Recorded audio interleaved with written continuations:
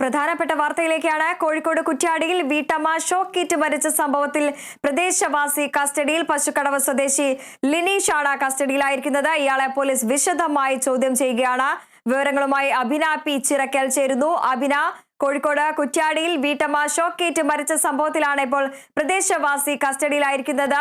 ഇയാളെ പോലീസ് വിശദമായി ചോദ്യം ചെയ്യുകയാണ്. വിവരങ്ങൾ. അവരുടെ കഴിഞ്ഞ ദിവസമാണ് ഈ മരുതോങ്കര സ്വദേശിയായിട്ടുള്ള വീട്ടമ്മ വനപ്രദേശത്തിനുള്ളിലേക്ക് പശുവിനെ മേയ്ക്കാൻ പോയ സമയത്ത് പശുവും അതോടൊപ്പം തന്നെ ഈ വീട്ടമ്മയെയും കാണാനില്ലായിരുന്നു.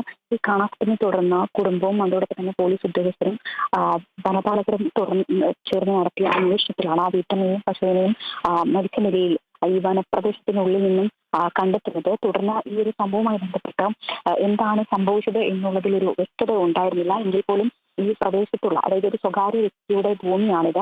ഈ സ്വകാര്യ വ്യക്തിയുടെ ഭൂമി ആയതിനാൽ തന്നെ ഈ പ്രദേശത്തുള്ള ആളുകളെ ഏകദേശം 7 പേരെ ഈ ഒരു സംഭവവുമായി ബന്ധപ്പെട്ട് നേരത്തെ അറസ്റ്റ് ചെയ്തിട്ടുണ്ടായിരുന്നു. അതിൽ 5 പേരെ വിട്ടയക്കുകയും 5 പേരെ വിട്ടയക്കുകയും ചെയ്തിട്ടുണ്ടായിരുന്നു. പിന്നീട് കഴിഞ്ഞ ദിവസമാണ് മറ്റൊരാളെ വിട്ടയക്കുകയും ചെയ്തിട്ടുണ്ടായിരുന്നത്. ഇന്ന് പ്രധാനമായും മറ്റൊരു പ്രദേശവാസിയാണ് കസ്റ്റഡിയിൽ എടുത്തിരിക്കുന്നത്. പശുക്കടവ് ചീരമറ്റം സ്വദേശി ലിനീഷിനെയാണ് ഇന്ന് കസ്റ്റഡിയിൽ എടുത്തിരിക്കുന്നത്.